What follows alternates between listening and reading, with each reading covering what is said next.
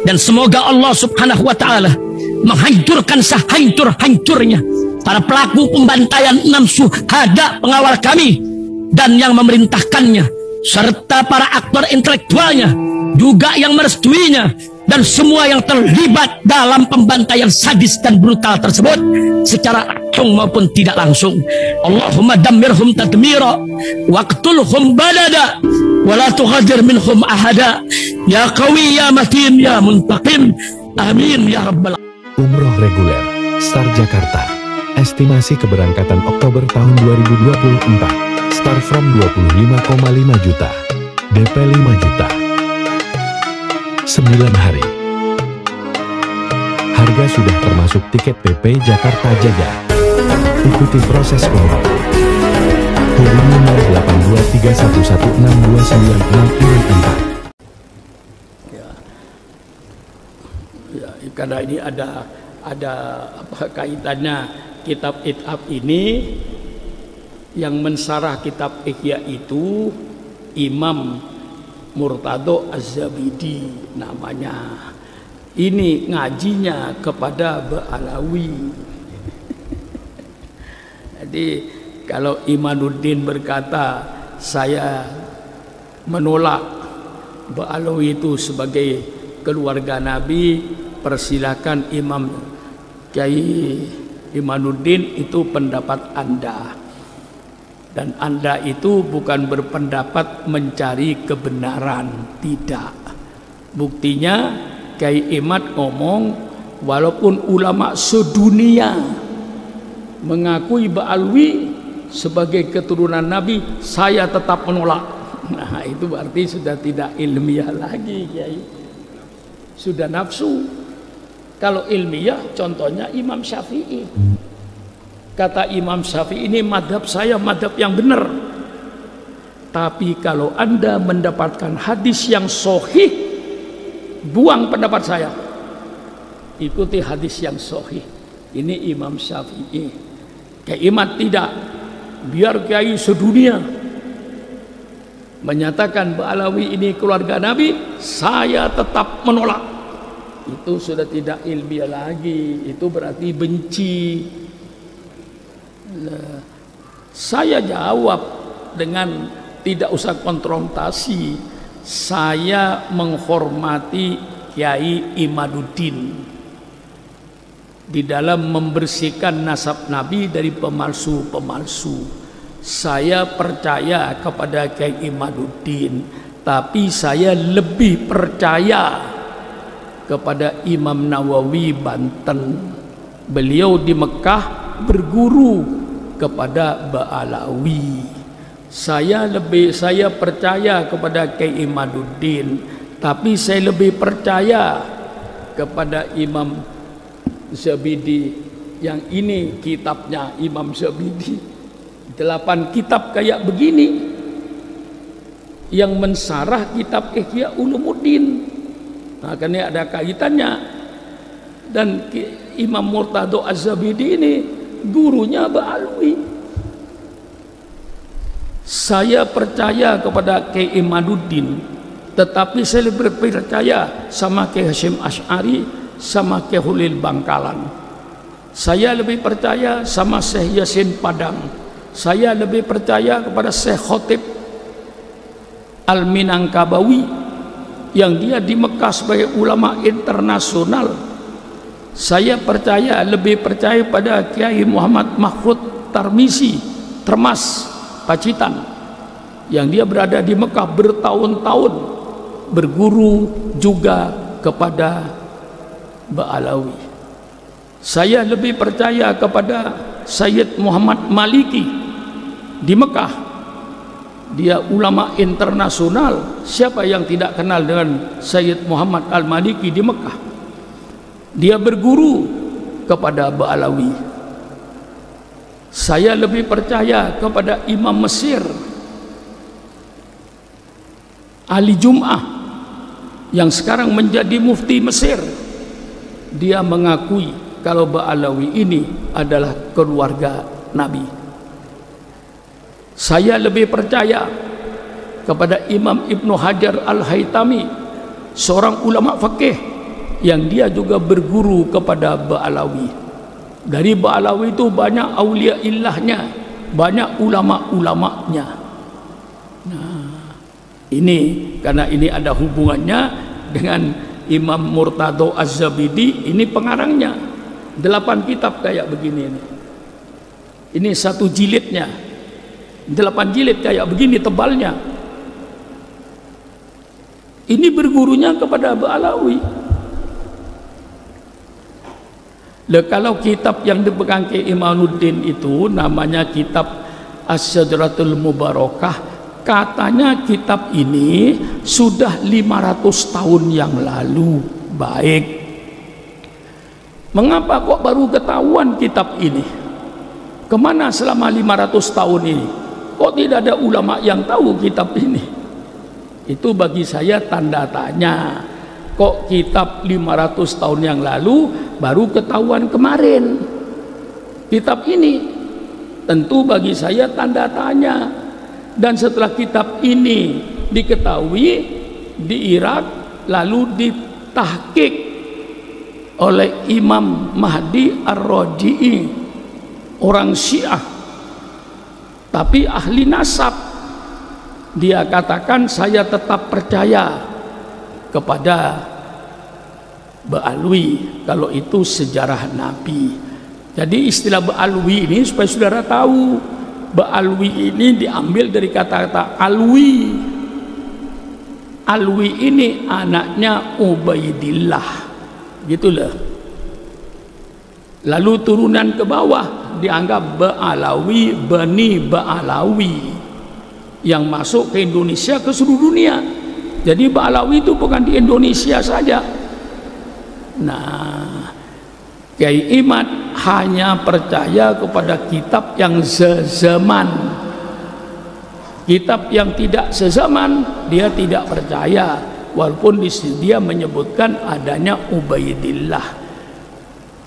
Kiai Imaduddin berkata Ubaidillah itu tidak ada. Jadi Sayyid Ahmad tidak punya anak bernama Ubaidillah. Sedangkan Ba'alawi ini dari Habib Alwi mengaku saya anaknya Ubaidillah. Ubaidillah anaknya Ahmad, Ahmad anaknya Isa, Isa anaknya Muhammad, Muhammad anaknya Ali, Ali anaknya Ja'far Shadiq, Ja'far Shadiq anaknya Muhammad Bakir, Muhammad Bakir anaknya Zainal Abidin, Zainal Abidin anaknya Sayyidina Husain, Sayyidina Husain anaknya Sayyidina Ali dan Sayyidina Fatimah.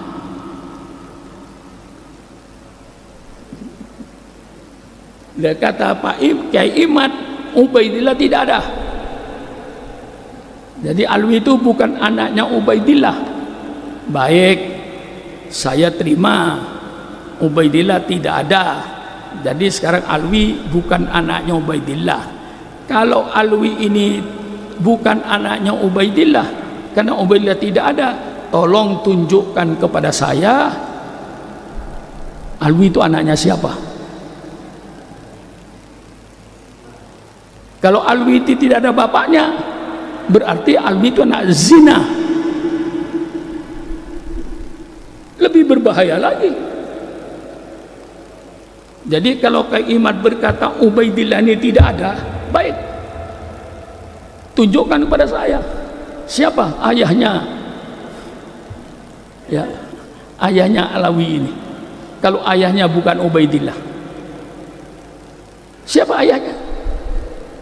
Kalau tidak bisa menunjukkan ayahnya, berarti saudara mengatakan bahwa Alwi itu adalah manusia yang tidak ada bapaknya, garis miring anak zina. Ayo, kita jangan emosi, kita uraikan. Masa walaupun ulama sedunia mengakui bahwa Alwi ini turunan Rasul, saya tetap menolak. Ya sudah, Mufti Mesir mengakui, Syekh Ramadan Al-Buti itu seorang ulama besar di Syria. Dia menyatakan bahwa Ba'alwi itu keluarga Nabi. Lalu Kiai Imad bertahan, tidak ada ketetapan dari seorang ulama pun di dunia yang menetapkan Memang tidak ada yang menetapkan, tidak usah ditetapkan, sudah nyata. Saya tanya sama kiai-kiai ini, ada orang di dunia yang memberikan ketentuan, keputusan bahwa matahari itu panas? Tolong tunjukkan sama saya. Saya memutuskan kalau matahari itu panas, goblok. Matahari sudah tidak pakai keputusan panasnya itu. Mengapa? Az-Zuhroh sudah dikenal. Seluruh pojok bumi tahu kalau matahari itu panas, tidak pakai SK. Kiai Hamid minta SK-nya. Mana SK-nya? Dari ulama, baik Kiai Hasyim Asy'ari. Tidak ada yang bikin SK, surat keputusan bahwa Ba'alwi adalah keturunan Nabi. Tidak ada yang memberikan SK itu. Kiai Ahmad minta SK-nya, yang nggak ada. Mengapa tidak ada? Sudah jelas matahari itu panas, perlu di SK-kan. Surat keputusan Kiai Haji Syukron Makmun mengingat, menimbang, memutuskan bahwa matahari itu panas. Syukron Makmun goblok. Mari kita bicara fakta lah. Kalau sudah para ulama yang tokoh-tokoh besar tuh ngajinya sama Ba'alwi, termasuk saya itu ngaji kepada Habib Ali bin Husain Al-Attas 2 tahun saya ngaji kitab Bukhari. Alim, tiap saya bertanya apapun saja dijawab. Ngaji saya 2 tahun kepada beliau sampai meninggal. Itu Ba'alawi. Maka saya katakan secara hukum Islam, siapapun yang datang ke rumah saya, hidungnya mancung atau tidak mancung, selama dia ngaku keluarga Nabi, saya hormati. Umpama dia bohong, bukan keluarga Nabi, ngaku keluarga Nabi, bukan urusan saya, urusan dia nanti dengan Allah. Dia tahu minal kabairi ayun sabar rajulu ila wali abihi, termasuk dosa besar orang yang mengaku bapak pada yang bukan bapaknya. Kalau Habib Alawi mengaku ayahnya Ubaidillah yang bukan ayahnya, ini dosa besar, api neraka. Man kadzdzaba alayya muta'ammidan falyatabawa maq'adahu minan nar. Barang siapa yang mendustakan saya, bukan keturunan saya, ngaku keturunan saya, disiapkan api neraka. Masa ulama-ulama Ba'lawi yang aulia min waliyun man tidak mengerti hadis ini? Dia akan berbohong, bukan turunan Nabi, ngaku turunan Nabi, mustahil. Mereka banyak para aulianya, mereka banyak para ulamanya. Kitab Sulmut Taufik yang Kiai baca itu habaib, Nasaiduddin ya habaib, Rotib Haddad nabaib, Rotibul Atos habaib. Marilah jangan bikin pecah belah. Ya. Kita ini sudah dipecah belah dulu. NU Muhammadiyah tahun 50-an, 55, NU dengan Muhammad itu kayak kucing dengan anjing, saling hantam menghantam. Iya, tahun 50-an itu Muhammadiyah dengan NU itu sudah kayak kucing dengan anjing, musuhan nggak karu-karuan. Kita cari benang merahnya. Setelah ketemu benang merahnya bahwa Muhammadiyah dengan NU ini tidak ada perbedaan prinsip, hanya perbedaan furu. Muhammadiyah subuh tidak baca kunut, Syukron Makmun baca kunut. Yang sholat subuh tidak baca kunut masuk surga. Orang yang sholat subuh kayak Syukron Makmun baca kunut, insya Allah pahalanya lebih besar. Kedua-duanya masuk surga. Yang masuk neraka yang tidak sholat subuh. Mari kalau bicara dengan saya terbuka, belak-belakan. Muhammadiyah sembahyang tarawih 8 rakaat, insya Allah masuk surga. Syukuran Makmun mengikuti riwayat tarawih dari Sayyidina Umar, tarawih 23 rakaat, yang 8 rakaat masuk surga, yang 20 rakaat insya Allah pahalanya lebih gede, kedua-duanya masuk surga. Yang tidak tarawih pun masuk surga, karena tarawih hukumnya sunnah. Mengapa Anda ribut? Bersatu sekarang. Datang lagi Wahabi, hantam lagi, pecah. Saya tantang Wahabi, ayo bicara dengan Syukuran Makmun. Pernah saya bicara dengan 135 mubaligh Wahabi di puncak. Saya jelaskan tentang kunut, saya jelaskan tentang maulid, saya jelaskan tentang tahlilan. Sampai saya katakan kepada mereka, kalau Anda mencintai Syukuran Makmun, tolong luruskan Syukuran Makmun ini supaya tidak masuk neraka. Bukan Anda saja yang takut neraka, Syukuran Makmun takut neraka.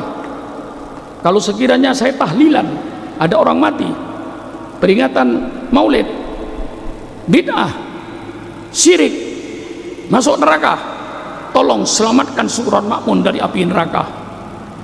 Saya kemukakan dalil saya. 135 semuanya diem. Itu mubaligh Wahabi semua.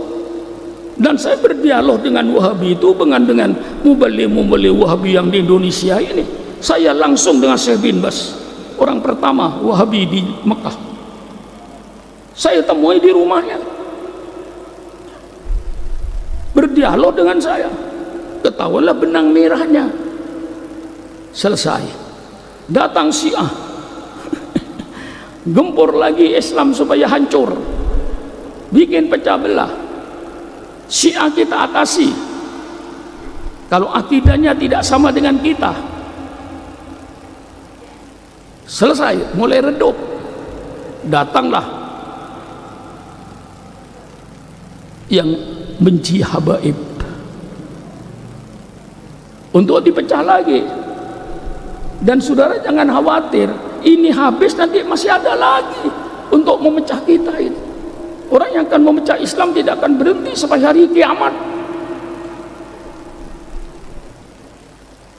Tapi alhamdulillah Syukuran Makmun masih membaca langkah-langkah mereka itu.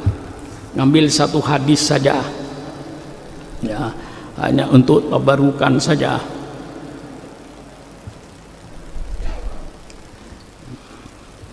Ya.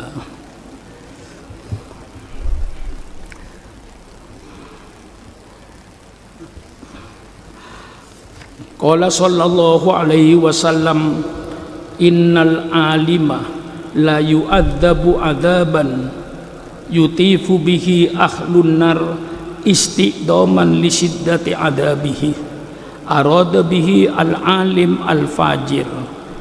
Wa qala Usama bin Zaid sami'tu Rasulullah sallallahu alaihi wasallam yaqul ya'ti bil alim yaumal qiyamah fayulqa finnar fatandaliku aktabuhu fayaduru biha kama yadurul himar firruha fayutifu bihi ahlun nar fayaqulun ma laka fayaqul kuntu amuru bil khairi wala atihi wa anha anis syarri wa atihi innama yud'afidu adabal alim fi maksiatihi li'annahu asa an ilmin. Bersabda Rasulullah sallallahu alaihi wasallam, innal alim, ini sambil koreksi diri, innal alim, sesungguhnya orang alim, la yu'adzabu, benar-benar akan diazab oleh Allah, disiksa oleh Allah, azaban, suatu azab, yutifu, yang berkeliling, bihi, dengan orang alim tadi, ahlun nar, penduduk neraka mengelilingi orang alim ini yang sedang disiksa oleh Allah Subhanahu wa taala. Istiqdoman, membesarkan, li syiddati adabi, karena dahsyatnya adab Allah terhadap orang alim Naudzubillah min dalik. Nanti orang alim akan diazab oleh Allah dengan azab yang pedih. Orang ahli neraka mengelilingi semuanya. Arada bihi al-alim al-fajir. Yang dimaksud oleh Nabi di sini orang alim yang ahli maksiat. Alim main judi, alim main perempuan, alim minum minuman keras. Dia ngerti kalau minuman keras itu haram, tapi dia minum. Dia tahu kalau berjudi itu haram, tapi dia berjudi. Dia tahu kalau berzina itu haram, tapi dia melaksanakan perzinaan. Itulah al-alim al-fajir. Wa arada al-alim al-fajir. Wa qala Usama bin Zaid, berkata Usama bin Zaid, sami'tu Rasulullah, saya telah mendengar Rasulullah SAW yaqul, bersabda, yu'ta bil alim, didatangkan dengan orang alim, yaumal qiyamah, pada hari kiamat, fayulqa finnar, maka orang alim tadi dilempar di api neraka. Fatandaliku aktabuhu, maka keluarlah ususnya. Usus itu bisa 10 meter itu. Maka keluarlah ususnya. Fayaduru, maka dia berputar dengan ususnya itu. Kama yadurul himar, sebagaimana berputarnya himar dengan talinya ketika dia diikat. Ini patok himar, talinya diikat ke patok itu, himarnya keliling. Dengan ususnya dia keliling. Fayutifu bihi ahlun nar, maka berkeliling di orang alim itu orang ahli neraka. Fayakuluna, maka mereka orang berkata ahli neraka, malakah, apa yang terjadi bagi engkau hai orang alim? Mengapa engkau begitu hai orang alim? Fayaqulu, maka berkata orang alim tadi, kuntu amuru bil khairi, saya ketika di dunia selalu menyuruh orang berbuat baik, wala atihi, tapi saya sendiri tidak pernah berbuat baik, wa anha anisyar, dan saya di dunia selalu melarang orang berbuat jahat, wa atihi, tapi saya yang berbuat jahat. Itulah sebabnya orang alim itu innama yudha'afu adabul alim fi maksiatihi, maka sesungguhnya Allah melipat gandakan adabnya orang alim karena di dalam bermaksiat itu dengan ilmu. Lain orang bodoh bermaksiat, orang alim bermaksiat, orang bodoh bermaksiat karena tidak tahu. Seandainya ada orang irian mu'allaf baru masuk Islam, dia makan babi, tidak dosa karena dia belum tahu kalau babi itu diharamkan, baru masuk Islam. Nah, itu bedanya. Tetapi orang alim makan babi, bukan dia tidak tahu kalau babi itu haram, dia tahu kalau babi itu haram, dia kerjakan. Itu sebabnya orang alim itu diazab oleh Allah 2 kali lipat, 3 kali lipat daripada orang awam. Nah, ini sebagai usikum wa iyaya binafsi bitaqwallah. Malah dalam kitab Zubat lebih dahsyat lagi, bahwa orang alim nanti, orang alim akan diazab oleh Allah, fa'alimun bi ilmihi lam ya'malan mu'adzabun min qabli ubadil wathan. Orang alim yang dengan ilmunya tidak mengamalkan, maka dia nanti di akhirat akan diazab oleh Allah sebelum penyembah berhala diazab, kiainya diazab duluan. Na'udzubillah min dalik. Saya membaca ini usikum wa iyayah untuk mengingatkan diri saya sendiri, maka saya baca ayat-ayat hadis-hadis yang serem untuk mengingatkan diri saya sendiri. Inilah keadaannya sebagai tabarukan. Ini kitab Ihya, kebetulan kitab Ihya ini sarahnya yang saya baca. Sarahnya ini 8 kitab kayak begini. Yang nyusun namanya Imam Murtado Az-Zabidi. Imam Murtado Az-Zabidi itu ngajinya kepada Ba'alawi. Bagaimana saya tidak percaya?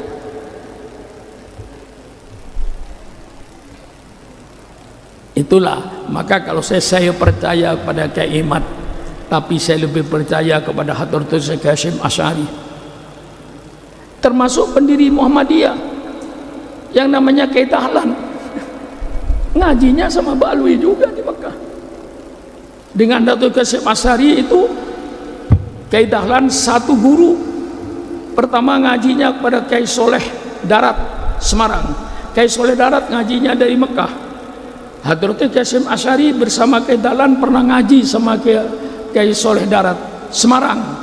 Dari situ baru ke Mekah. Kyai Soleh Darat juga belajar sama Ba'alwi. Hadratus Hasyim Asy'ari bersama-sama Kyai Dahlan pendiri Muhammadiyah, gurunya di Mekah sama. Maka sebenarnya Muhammadiyah itu, Muhammadiyahnya Kyai Dahlan dengan NU tidak ada bedanya. Saya punya bukunya Muhammadiyah zamannya Kyai Dahlan. Saya punya kitabnya.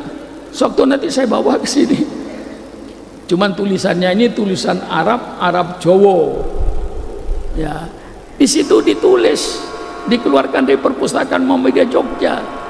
Zaman Muhammadiyah zamannya Kyai Dahlan, tarawihnya 23 rakaat, subuhnya baca kunut. Persilakan pengurus Muhammadiyah datang sama saya tunjukkan kitabnya. Cuman kitab ini ya lama tertutup. Nah, dibuka fikih pada zaman Kyai Dahlan, kunutan. Persilakan Muhammadiyah yang tidak terima datang sama saya tunjukkan kitabnya. Kyai Dahlan tarawih 23 rakaat. Dalam buku yang saya baca ini, ya ini relatif berubahnya fikihnya Muhammadiyah ini setelah kemasukan pengurus yang datang dari Sumatera Barat, pengikutnya Imam Bonjol, itu mulai berubah. Dan berubah mutlak setelah di Pekalongan. Saya punya. Saya pikir kalau begitu Kyai Dahlan benar. Saya telusuri, betul Kyai Dahlan pendiri Muhammadiyah ini adalah gurunya Kyai Soleh Darat Semarang bersama Hadratus Hasyim Asy'ari. Setelah itu dia ke Mekah. Di Mekah gurunya sama. Maka waktu mendirikan Muhammadiyah dengan mendirikan NU itu tujuannya sama. Hanya beda nama. Segala perbuatannya sama, tidak ada bedanya antara Muhammadiyah dengan NU pada zamannya Hadratus Syekh. Nah, setelah itulah saya baca sejarahnya, mulai ada perubahan setelah kemasukan pengurus yang datang dari Sumatera Barat, diantaranya dari muridnya Imam Bonjol. Imam Bonjol itu Wahabi. Kalau ini saya tidak menuduh Wahabi, tidak, cuman muridnya. Nah, disitulah mulai ada perubahan. Terbongkar fikihnya Kyai Dahlan ini dengan tulisan huruf Arab tapi bahasa Jawa. Nah, ketahuan benang merahnya.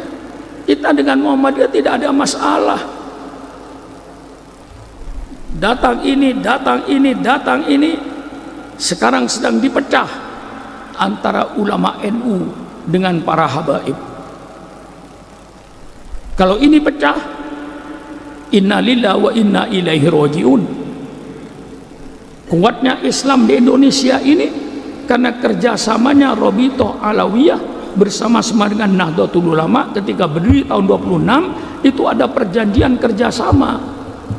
Masa tokoh-tokoh NU seperti Kyai Wahab, seperti Kyai Holil Bangkalan, seperti Kyai Hasyim Asy'ari tidak mengerti hal ini?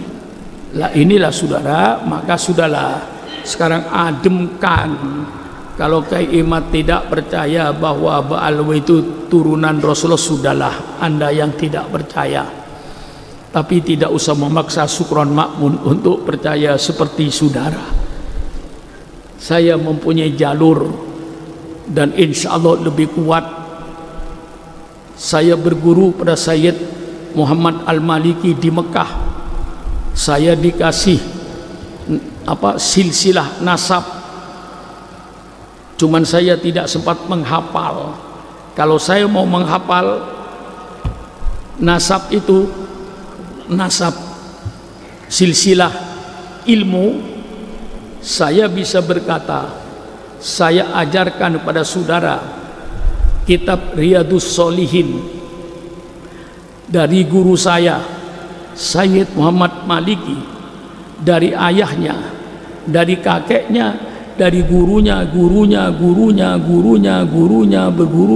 sampai kepada Imam Nawawi. Saya kalau mau mengajar kepada saudara, saya bawa sanadnya, saya bisa mengajar. Qala Rasulullah sallallahu alaihi wasallam an Sayyid Muhammad Maliki, dari Sayyid Muhammad Maliki saya ngaji. Sayyid Muhammad Maliki ngaji dari ayahnya, ayahnya ngaji dari kakeknya, kakeknya ngaji dari si fulan, dan si fulan itu ngaji kepada Imam Bukhari. Sambung. Punya saya kitab namanya Al-Lu'lu', cuman untuk menghafal nggak sempat saya. Ambil kepalanya saja. An Abi Hurairah radhiyallahu anhu sami'tu Rasulullah sallallahu alaihi wasallam. Saya tidak sebut sanadnya. Kalau saya sebut sanadnya, bisa saya sebut. Saya ngajar saudara hadis ini dari siapa? Dari guru saya, Sayyid Muhammad Al-Maliki. Sayyid Muhammad Al-Maliki dari siapa? Dari ayahnya. Ayahnya dari siapa? Dari kakeknya. Kakeknya dari siapa? Dari gurunya. Gurunya dari siapa? Dari gurunya. Gurunya dari siapa? Dari gurunya, dari gurunya, dari gurunya, dari gurunya, dari Al-Imam Bukhari radhiyallahu anhu qala Nabi sallallahu alaihi wasallam. Nyambung. Karena saya ngaji. Nah, itu namanya sanadnya ilmu. Nah, sanadnya ilmu. Jadi punya sanad dari gurunya, dari gurunya, dari gurunya. Saya punya sanad dari Habib Ali bin Husain Al-Atos. Saya punya sanad. Bukan ngaji saya sembarangan.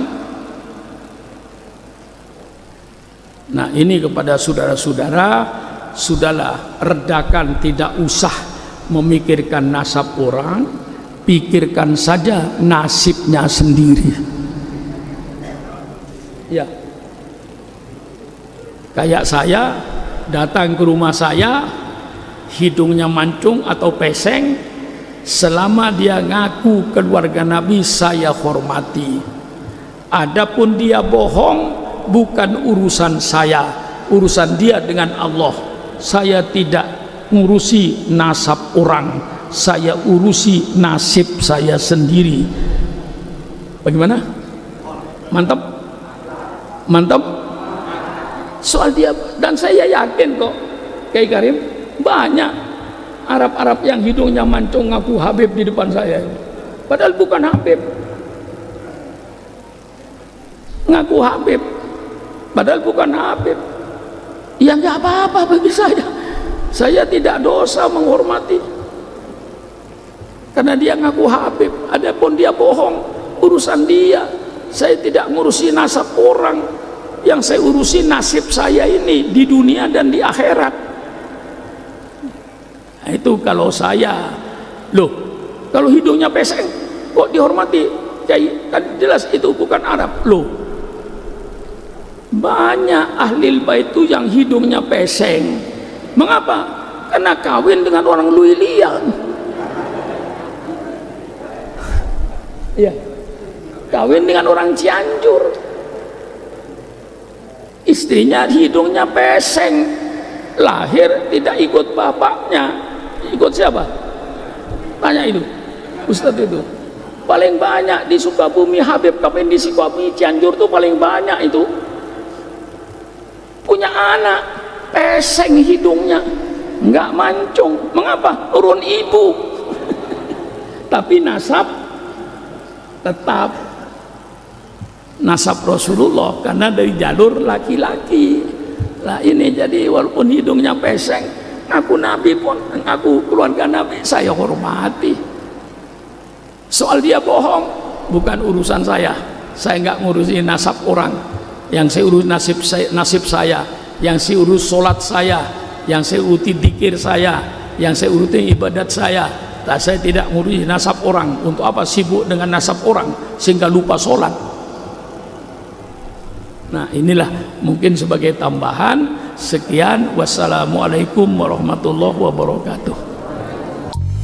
Hydrogel probiotik For Power, Hydrogel teruji BPOM OMD. Testimoni, Sudah bisa makan manisan nanas, 1 minggu sudah bisa minum kopi dan makan pedas. Asam lambung 7 tahun baru kali ini sembuh. Terima kasih Hydrogel probiotik. promo Muharram diskon 20% dari harga 200.000 menjadi 160.000. Dibuka keagenan dan distributor seluruh Indonesia. Promo distributor setiap kabupaten. Ada reward umroh bersama Babeh Aldo.